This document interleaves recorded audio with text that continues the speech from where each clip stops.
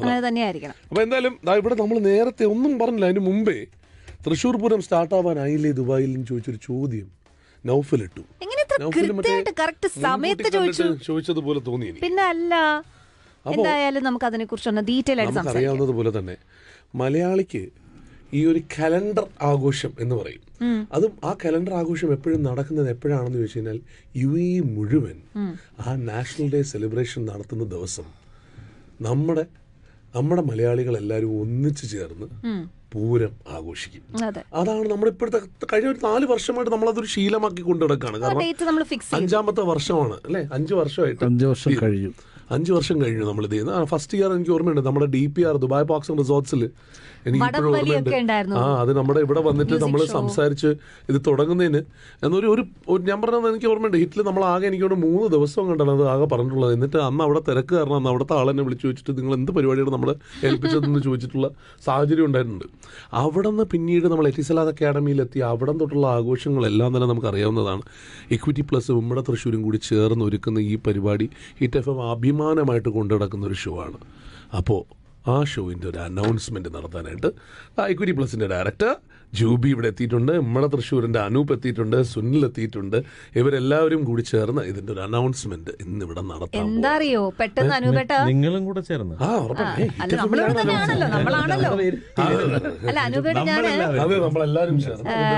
എന്താ സംഭവം എന്ന് വെച്ച് കഴിഞ്ഞാല് പെട്ടെന്ന് കേൾക്കുമ്പോഴേ നമ്മളൊക്കെ എന്റെ ഭഗവാൻ ഡിസംബർ ആയാ കഴിഞ്ഞ 2025 ഡിസംബർ കഴിഞ്ഞു, നമ്മൾ മിഡ് ആയിട്ടേ ഉള്ളൂ. പക്ഷെ ഇപ്പോഴേ തന്നെ നമ്മൾ ആ ഒരു അതാണ് അതിന്റെ ഒരു കാരണം എന്ന് വെച്ചാൽ ഇത് നമ്മുടെ ഈ ഒരു അടുത്ത 2 മാസം എന്ത് സംഭവിക്കുന്ന വെച്ചാൽ പല ആൾക്കാരും നാട്ടിലേക്കൊക്കെ പോയിട്ട് വരുന്ന ഒരു സമയമാണ്. പലപ്പോഴും നാട്ടിലോട്ട് ആൾക്കാർക്ക് അവധിയും കാര്യങ്ങളും ഒക്കെ ആയിട്ട് പോകുന്നു. തിരിച്ചു വരുമ്പോൾ പൂരത്തിനുള്ള സാധനങ്ങൾ സെപ്റ്റംബർ ഒക്ടോബർ നവംബർ കഴിഞ്ഞു. നമ്മുടെ നാട്ടിലാണെങ്കിലും അങ്ങനെയാണല്ലോ, പൂരത്തിന് വേണ്ടിയുള്ള തയ്യാറെടുപ്പ് ആ പോയിട്ട് വരുന്ന സമയം തൊട്ട് എല്ലാ സാധനങ്ങളും സെറ്റ് ആക്കിയിട്ട് വേണം വരാനായിട്ട്. കുട കൊണ്ടുവരണം, അതിനനുസരിച്ചുള്ള സാധനങ്ങൾ വേണം അല്ലേ ജുബി? അതെ. ഇതിന്റെ ഒരു സംഭവം എന്താന്ന് പറയൂ. ഇപ്രാവശ്യം 6ന്റെ ആറാട്ടാണ്. 6ന്റെ ആറാട്ടാണ്. അപ്പൊ 5 വർഷം കഴിഞ്ഞു. 6ാമത്തെ വർഷത്തെ പൂരത്തിലേക്ക് നമ്മൾ സത്യത്തിൽ 6 മാസമുണ്ട്. കൃത്യം 6 മാസം. പക്ഷെ ഈ 6 മാസം പോരെ ഞങ്ങൾക്ക് ഇത്രയും വലിയൊരു പൂരം നടത്തണം. അത് ഇനിയും ഇപ്പൊ 5 വർഷം ദുബായ് അല്ലെ UAE കണ്ട പൂരത്തിന്റെ ഒരു 10 മടങ്ങാണ് ഇപ്രാവശ്യത്തെ പൂരം. അതെ, അത്രയ്ക്കും വലിയൊരു പൂരമാണ്. എല്ലാ അർത്ഥത്തിലും എല്ലാ എലമെന്റ്സും അതിന്റെ ഗംഭീര ഒരു പൂരം ഈ വർഷം 2025 ഡിസംബർ 2-ാം തീയതി എത്തിസലാത്ത് അക്കാഡമിയിൽ നമ്മൾ കൊണ്ടാടും. ഡിസംബർ 2-ാം തീയതി എത്തിസലാത്ത് അക്കാഡമിയിൽ അങ്ങനെ അടുത്ത പൂരം കൊടിയേറും. അതെ, കൊടിയേറ്റമായിട്ട് ആഘോഷിക്കും എന്നുള്ളതാണ്. 6 മാസം ഉണ്ട്. അപ്പൊ എല്ലാവരും ഓർക്കും എന്തിനാ ഈ 6 മാസം പോരെ ഞങ്ങൾക്ക് ഇത്രയും വലിയൊരു പൂരം. അതായത് ഇതിനറിയാം, ദുബായിലെ അല്ല UAE നടക്കുന്ന ഏറ്റവും വലിയ മലയാളിയുടെ ഉത്സവമാണ്. ഏറ്റവും കൂടുതൽ മലയാളികൾ ഒരു സ്ഥലത്ത് ഒന്നിച്ചു കൂടുന്ന ഒരു ആഘോഷവും കൂടിയാണ് ഇത്. നമുക്ക് ദുബായ് മലയാളിക്ക് അഭിമാനിക്കാൻ കാരണം നമ്മളിപ്പോൾ എവിടെ പോയാലും പൂരം, ദുബായിലെ പൂരം എന്ന് പറയുമ്പോൾ എല്ലാവരും റെക്കഗ്നൈസ് ചെയ്യുന്ന ഒരു ദുബായിലെ പൂരം റെക്കഗ്നൈസ് ചെയ്ത് തുടങ്ങിയ അതിന്റെ കാര്യങ്ങൾ നമുക്ക് പറയാം. നമുക്ക് ശരിക്കും പറഞ്ഞാൽ അതിന്റെ ഒരു വേറൊരു കാര്യം പറയാനുണ്ട്. നമ്മൾ അതിലേക്ക് കടക്കാം. ഇപ്രാവശ്യത്തെ ഒരു നമ്മളിപ്പോഴേ ചെയ്യുന്നത് എന്താണെന്ന് വെച്ച് കഴിഞ്ഞാൽ നമ്മൾ മലയാളികൾക്കെല്ലാം പൂരം എന്താണെന്നറിയാം. ഇപ്രാവശ്യം നമ്മൾ ചെയ്യാൻ പോകുന്നത് മലയാളികളല്ലാത്ത ദുബായ് നിവാസികളെ ഈ പൂരത്തിന്റെ ഭാഗമാക്കുക ശ്രമമാണ് ഇപ്പോഴും ചെയ്യുന്നത്. Beyond borders Pooram, beyond borders ഉള്ള പൂരമാണ്. അതിവിടെ എങ്ങനെയാണ് നമ്മുടെ തൃശ്ശൂർ അപ്പം അതിനു വേണ്ടിയിട്ടെല്ലാം തയ്യാറെടുപ്പ് ആയിക്കഴിഞ്ഞോ? അല്ല, ഇന്ന് സത്യം പറഞ്ഞാൽ എനിക്കൊന്ന് ഒരു ചെറിയൊരു കാര്യം കൂടെ പറയാൻ കേട്ടോ. അതായത് നമുക്കറിയാം ഒരു വലിയ ആഘോഷങ്ങൾ അനൗൺസ് ചെയ്യേണ്ട ഒരു കറക്റ്റ് ദിവസമാണോ എന്നൊക്കെ ചോദിച്ചാൽ എനിക്കും ചെറിയ നമുക്കൊരു വിഷമമുള്ള ദിവസമാണ്. പക്ഷേ എങ്കിലും നേരത്തെ മിഥുൻ പറഞ്ഞതുപോലെ 5 തവണയായി നമ്മൾ ഇവിടെ സൃഷ്ടിച്ചു വെച്ചിട്ടുള്ളൊരു ചരിത്രമുണ്ട്. ആ ചരിത്രം ഇനിയും ആവർത്തിക്കപ്പെടും എന്ന് ജനങ്ങൾക്ക് ഉറപ്പ് കൊടുക്കാനുള്ള ഒരു ഉത്തരവാദിത്വം നമ്മൾക്കുണ്ട്. അപ്പൊ അതിന്റെ ഭാഗമായിട്ടാണ് നമ്മൾ 5ന്റെ പഞ്ചായിരുന്നു കഴിഞ്ഞ പ്രാവശ്യം. ഇതിന് തന്നെ പറഞ്ഞ വാക്കാണ് 6ന്റെ. അപ്പൊ നിങ്ങൾ തന്നെ കോയിൻ ചെയ്ത വേർഡ് വളരെ ഇൻട്രസ്റ്റിംഗ് ആയിട്ട് നമുക്ക് തോന്നിയുണ്ട്. നമ്മളിപ്പോൾ ആവശ്യം നേരത്തെ ജൂബി പറഞ്ഞ പോലെ നമുക്ക് ഒരുപാട് കാര്യങ്ങൾ ചെയ്തു തീർക്കാനുണ്ട്. നമ്മൾ നേരത്തെ തുടങ്ങാറുണ്ട്. പക്ഷെ ഇപ്രാവശ്യം ഒരു തരത്തിലുള്ള അവസാന നിമിഷത്തെ ഹിക്കപ്സും വരാതിരിക്കാൻ നമ്മൾ നേരത്തെ തന്നെ ജനങ്ങളെ അറിയിക്കുന്നു. അതായത് എല്ലാ വർഷവും ഉള്ളതുപോലെ തന്നെ ഹിറ്റ് FM-ഉം ഇക്വിറ്റി പ്ലസിന്റെ കൂടെ നമ്മുടെ തൃശ്ശൂരിന്റെ നമ്മുടെ പൂരം നമ്മൾ ആഘോഷിക്കുന്നു. ഇതിന്റെ പുറകിലുള്ള ഏറ്റവും പ്രധാനപ്പെട്ട 3 ശക്തികൾ എല്ലാ കാലത്തും ഈ 3 പേരുമാണ്. ഹിറ്റ് FM-ഉം ഇക്വിറ്റി പ്ലസും നമ്മുടെ തൃശ്ശൂരിന് ഒരുപാട് അഭിമാനം എടുത്താണ്. നമ്മൾ പലപ്പോഴും പല തവണ ഇതിന്റെ ഒരു ആദ്യത്തെ എനിക്കറിയാലോ മറ്റേ ദുബായ് പാർക്സ് ആൻഡ് റിസോർട്ട്സിലൊക്കെ തുടങ്ങുമ്പോൾ നമ്മൾ ആഗ്രഹിച്ച കുറെ കാര്യങ്ങൾ. അല്ല, എനിക്കിപ്പോഴും ഓർമ്മയുണ്ട് ദുബായ് പാർക്സ് ആൻഡ് റിസോർട്ട്സിൽ തുടങ്ങാനായിട്ട് ഇത് നടത്തുന്നതിന് എനിക്ക് തോന്നുന്നു ഒരു 2 ആഴ്ച മുമ്പ് കണ്ടായിരിക്കും നമ്മൾ കണ്ടിട്ടുണ്ടാവുക. കണ്ടിട്ട് അവിടെ ജോൺ ചാൾസ് എന്ന് പറയുന്ന ഒരു ഹാഫ് മലയാളി, അദ്ദേഹമാണ് അതിന്റെ ഇത് ഹെഡ് ചെയ്യുന്നത്. അപ്പൊ അനുപേട്ട എൻ്റെ അടുത്തൊന്ന് സംസാരിച്ച് എനിക്ക് ഇപ്പോഴും ഓർമ്മയുണ്ട്. അത് ഒന്ന് വിളിച്ച് പറഞ്ഞാൽ നമുക്ക് അവിടെ ഒരു പൂരം നടത്താനുണ്ട്, ഒരു പൂരം നടത്താനുണ്ട്. ഞാൻ പുള്ളിയുടെ അടുത്ത് വിളിച്ചു പറഞ്ഞു, ഒന്നുമില്ല, ഒരു gathering of Malayalees, we have to have ഇത്. അപ്പം നമ്മുടെ ഇതിൽ നമ്മുടെ ഹോൾ സെയിം വേർട്ടിക്കലിൽ വരുന്നതാണല്ലോ. അപ്പോൾ അവർ വിളിച്ച് പറഞ്ഞു ഇത്. അപ്പം ഞാൻ അന്ന് ഇതിനില്ല, ഞാൻ ഒമാനിലെങ്ങാണ്ട് ഷോയിലെങ്ങാണ്ട് നിൽക്കുന്ന സമയമാണ്. എനിക്ക് ജോൺ ചാൾസിൻ്റെ ബാക്ക് ടു ബാക്ക് കോളാ പറഞ്ഞു, dude, you said it's a small thing, now it's full of people, what do I do now? എനിക്ക് ഇപ്പോഴും ഓർമ്മയുണ്ട്, അന്ന് വളരെ ചെറിയ രീതിയിലായിരുന്നു, പക്ഷെ നിറയെ ആൾക്കാരായിരുന്നു. വടംവലി മത്സരം ഉണ്ടായിരുന്നു. പിന്നെ നമ്മൾ എല്ലാ വർഷത്തെയും പോലെ തന്നെ അവസാനം ഒരു മ്യൂസിക് ഷോയിലായിരുന്നു നമ്മൾ അത് അന്ന് അവസാനിപ്പിച്ചിട്ടുണ്ടായിരുന്നത്. പക്ഷെ അന്ന് വന്ന മലയാളികളുടെ നമ്പർ എന്ന് പറയുന്നത് ഒട്ടും നമ്മൾ പ്രതീക്ഷിച്ചിരുന്നില്ല. 13,000 പേര് അവിടെ. 10,000 അവരുടെ കപ്പാസിറ്റി. അത് ദുബായ് പാർക്സിന് അത്രയും കപ്പാസിറ്റി ഇല്ല. ദുബായ് പാർക്സിനാണ് ഈ പറഞ്ഞ പോലെ വളരെ കൃത്യമായിട്ട്, കാരണം അവരുടെ ഇതെല്ലാം licence from all across the world ആണല്ലോ. അപ്പൊ ഇത്രയും ആൾക്കാർ കൂടുതൽ കയറി കഴിഞ്ഞാൽ അവർക്ക് മറ്റേ ഫൈൻ കൊടുക്കണം എന്നൊക്കെയുള്ള പ്രശ്നങ്ങളുള്ളതുകൊണ്ട് അങ്ങനെയുള്ള ഒരുപാട്, ഞാൻ പറഞ്ഞ ഗുഡ് പ്രോബ്ലം ടു ഹാവ്. കൂടുതൽ ആൾ വരുന്നു നമ്മള്. എനിക്കിപ്പോ കഴിഞ്ഞ പ്രാവശ്യം നമ്മൾ ആ പാഠങ്ങളെല്ലാം പഠിച്ച് കുറച്ചുകൂടി സ്ട്രീം ലൈൻ ചെയ്ത് നമ്മളെ എക്സിറ്റും എൻട്രിയും വരെയും നമ്മൾ വളരെ പ്ലാൻ ചെയ്താണ് ചെയ്തിട്ടുണ്ടായിരുന്നത്. കഴിഞ്ഞ പ്രാവശ്യത്തെ ആ എക്സിറ്റും എൻട്രിയും പ്ലാൻ ചെയ്ത് ഒരു 2 മാസത്തെ ഒരു സത്യമല്ലേ ചെയ്ത്. കാരണം അതിന് തൊട്ട് മുമ്പത്തെ വർഷം എനിക്കിപ്പോഴും ഓർമ്മയുണ്ട്, ഈ ലാസ്റ്റ് പരിപാടി കഴിഞ്ഞപ്പോൾ അന്ന് മിഥുൻ നാട്ടിലായിരുന്നു. മിഥുൻ എനിക്കൊരു വീഡിയോ അയച്ചു. സത്യം, എനിക്കെന്ന് വെച്ചാൽ എനിക്ക് അവിടെ നിന്ന് ആൾക്കാർ പറഞ്ഞുകൊണ്ടിരിക്കുകയാണ്. ഇതിനകത്ത് ഏറ്റവും വലിയ പ്രശ്നം എന്ന് വെച്ച് കഴിഞ്ഞാൽ ഇവിടെ നിന്ന് വരുന്ന കോളം എന്താ അറിയോ, ടിക്കറ്റ് ഉണ്ട് നമ്മുടെ കയ്യിൽ, കയറാൻ പറ്റുന്നില്ല, അത്രയധികം ആളുണ്ട് അകത്തെന്ന് പറഞ്ഞിട്ട് പോലീസ് അകത്തോട്ട് കയറ്റുന്നില്ല, ഇതിനകത്ത് കയറാൻ പറ്റില്ല എന്നാണ് പറയുന്നതെന്ന് പറഞ്ഞിട്ട് പരിചയമുള്ള ആൾക്കാരും. ഞാനപ്പം ജൂബി വിളിക്കാൻ ജൂബി പോയി നമ്മുടെ തൃശ്ശൂർക്കാർ അവിടെ ഓടി നടക്കുക.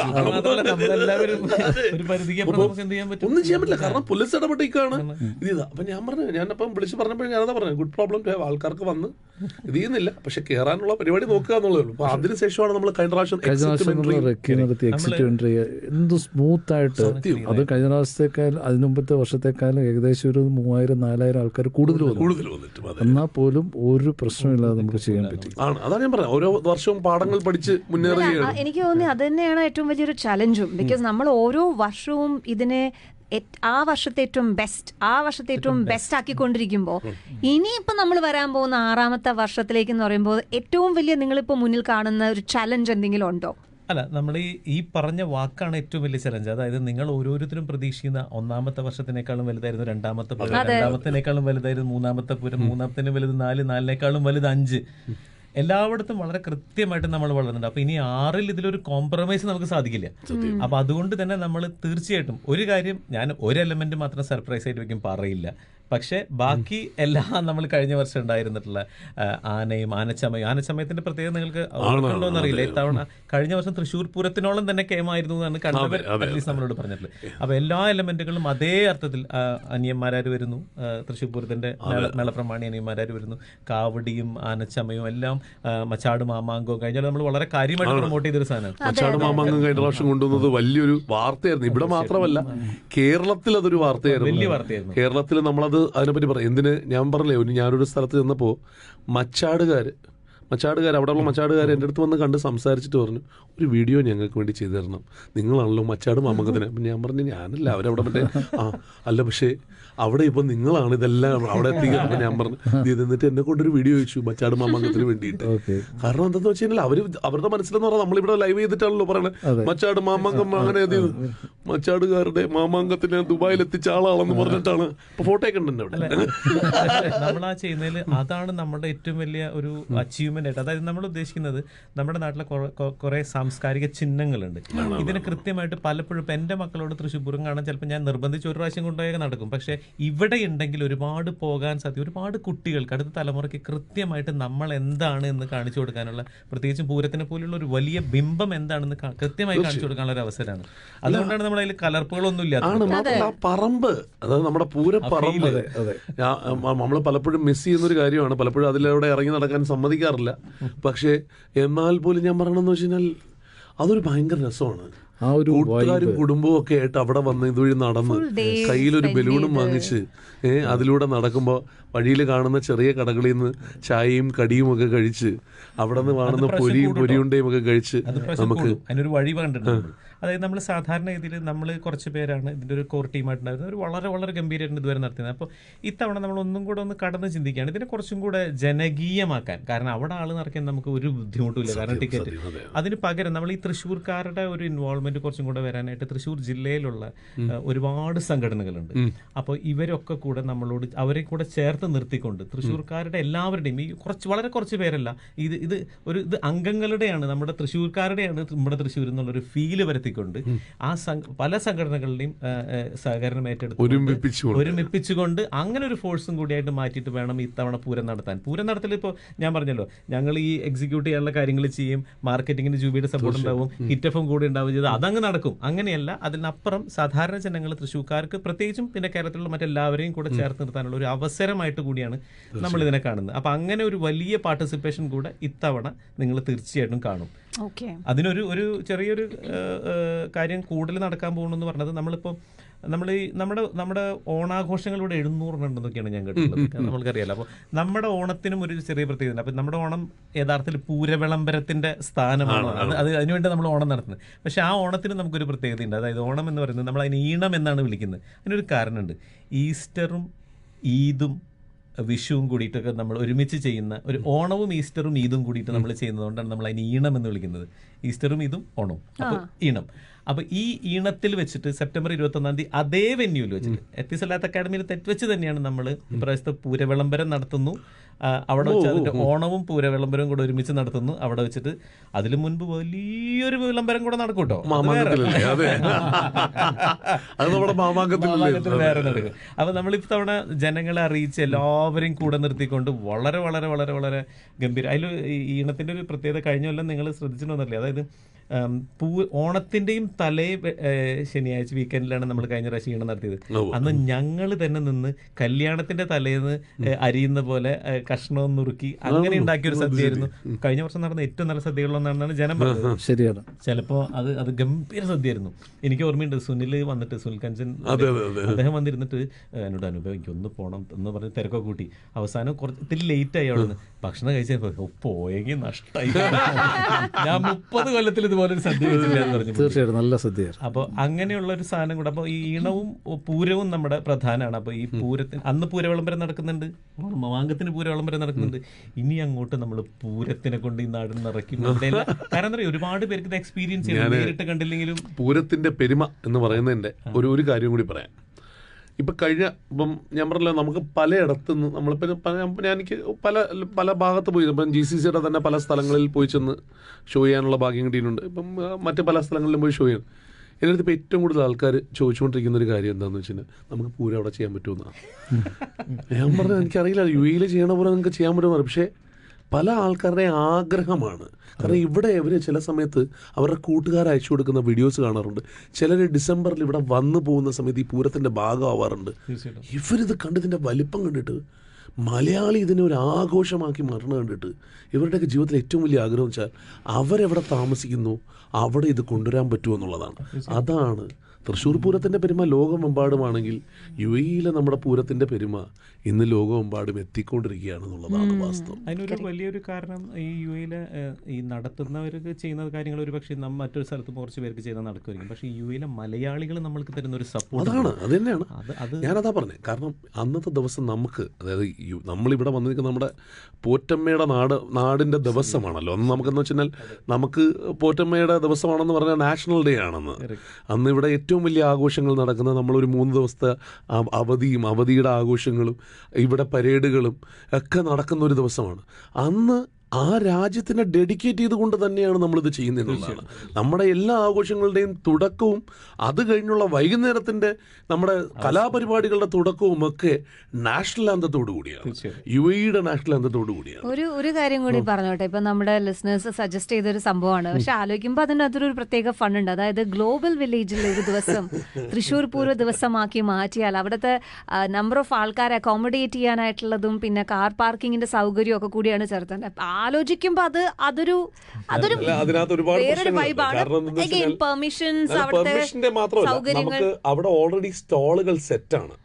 ഈ ഞാൻ നേരത്തെ പറഞ്ഞതാണ്, ഞാൻ പറഞ്ഞല്ലോ നമുക്കിപ്പം ശരിക്കും ഗ്ലോബൽ എന്തൊരു വലിയ വെന്യൂ ആണ്. നമുക്ക് ശരിക്കും പറഞ്ഞാൽ നമ്മുടെ ഒരു ഗ്ലോബൽ സ്റ്റേജിലേക്ക് നമ്മുടെ ഒരു ആഘോഷത്തിനെ അവിടെ കൊണ്ടുവന്ന് പ്രതിഷ്ഠിക്കാൻ പറ്റുമെങ്കിൽ നമുക്ക് വലിയൊരു കാര്യമല്ലേ. പക്ഷെ ഞാൻ പറഞ്ഞതെന്ന് വെച്ചാൽ നടന്നു പോകുമ്പോൾ നമുക്ക് പൂരത്തിന് നമുക്ക് പൊരി വേണം, പിന്നെ നമുക്ക് പൊരിയുണ്ട വേണം.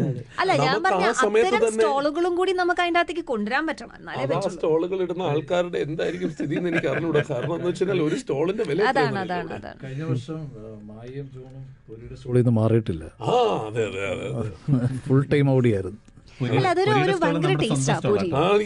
അല്ല, ഈ തൃശ്ശൂർ പൂരത്തിന്റെ ഞാൻ വിചാരിച്ചെന്ന് വെച്ചാൽ ആൾക്കാർ ഇത്രയും വരുന്നതിന്റെ ഒരു കാരണം അത് തന്നെയാണ്. അതാന്ന് വെച്ചാൽ നമ്മുടെ നാട്ടിലെ ആ ഒരു എസെൻസിന് നമ്മൾ അങ്ങനെ തന്നെയാണ് ഇവിടെ റീക്രിയേറ്റ് ചെയ്യുന്നത്. അതും കൂടി കൊണ്ടിട്ടാണ് കൂടുതൽ നമുക്ക് അടുപ്പം തോന്നുന്നത് അവിടെ വരാനും.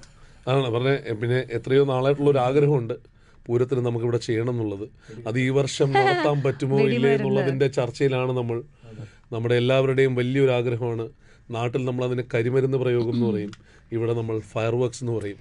ആ ഫയർ വർക്ക്സ് ഈ വർഷം നടത്താൻ പറ്റുമെങ്കിൽ, അതായത് ഈ പറയുന്ന പെർമിഷനുകളെല്ലാം നടന്നു വരികയാണെങ്കിൽ ഇത്തവണ പൂരത്തിന് വെടിക്കെട്ടും ഉണ്ടാവും. അടിപൊളി. എന്തായാലും ട്രൈ ചെയ്യുന്നുണ്ട്. അതിന് നമുക്കറിയാലോ ഇവിടെ ഇഷ്ടം പോലെ പ്രൊസീജിയേഴ്സും ലീഗലി കുറെ കാര്യങ്ങളുണ്ട്. നടത്താൻ പറ്റട്ടെ. എന്തായാലും അതിന്റെ ആ ഒരു കുറവും കൂടി നമുക്കങ്ങ് നിർത്താൻ പറ്റിക്കഴിഞ്ഞാൽ വളരെ ഭംഗിയായിട്ട് ഈ വർഷത്തെ തൃശ്ശൂർ പൂരവും നടക്കും. വേറെ എന്തെങ്കിലും നമുക്ക് ഇനി അഡീഷണൽ പറയാനുണ്ടോ അനുപേട്ട? നമുക്ക് 1000 തവണ വീണ്ടും വീണ്ടും വീണ്ടും പേർത്തും പറയാനുള്ള ഒരേ ഒരു കാര്യം, ഒരേ ടീം ഹിറ്റ് FM മിക്കിറ്റി പ്ലസ് നമ്മുടെ തൃശ്ശൂരും ചേർന്ന് അതേ ദിവസം ഡിസംബർ 2 നാഷണൽ ഡേക്ക് നമ്മൾ ഒരിക്കൽ കൂടെ പൂരവുമായിട്ട് നിങ്ങളുടെ മുന്നിലേക്ക് വരികയാണ്. അന്ന് നിങ്ങൾ എന്തൊക്കെ കാണണമെന്ന് ആഗ്രഹിക്കുന്നു അതൊക്കെ അവിടെ ഉണ്ടാവും. അതിനേക്കാൾ ഉപരിയായി 1-2 കാര്യങ്ങൾ കൂടെ ഉണ്ടാവും. അതിന്ന് ഞാൻ പറയുന്നില്ല. സർപ്രൈസസ് അവിടെ നിൽക്കട്ടെ അല്ലേ. ഫസ്റ്റ് അനൗൺസ്മെന്റ് ബാക്കി വരാൻ കിടക്കണേ ഉള്ളൂ. ടീസർ ആയിട്ടേ ഉള്ളൂ. നമുക്കൊരു ചെറിയ അന്നും ഇന്നും ഉള്ളത് നമുക്ക് ധൈര്യത്തോടെ പറയാവുന്ന നമ്മുടെ കൂടെ നിൽക്കുന്ന കട്ടയ്ക്ക് നിൽക്കുന്ന എന്താണ് നിങ്ങളുടെ പൊസിഷൻ എന്ന് ഒന്നും ആലോചിക്കാതെ കട്ടയ്ക്ക് നിൽക്കുന്ന കുറെ ആൾക്കാരുണ്ട്. നമ്മുടെ തൃശ്ശൂരിന്റെ എക്സിക്യൂട്ടീവ്സ് ആയിട്ടും CWC ഒക്കെ ആയിട്ട്. അവരില്ലെങ്കിൽ പൂരമില്ല, അവരുള്ളത് കൊണ്ട് പൂരം തകർക്കുന്നതാണ്. നമ്മുടെ ചെറുപൂരങ്ങൾക്കായിട്ടുള്ള ചെറു പരിപാടികളും കൂടി നമ്മൾ ചേർക്കാൻ പോകുന്നു. ശരി, അപ്പോൾ all the best to the entire team. എല്ലാ വർഷത്തെക്കാളും മികച്ചതാകട്ടെ ഈ വർഷത്തെ തൃശ്ശൂർ പൂരം. Thank you.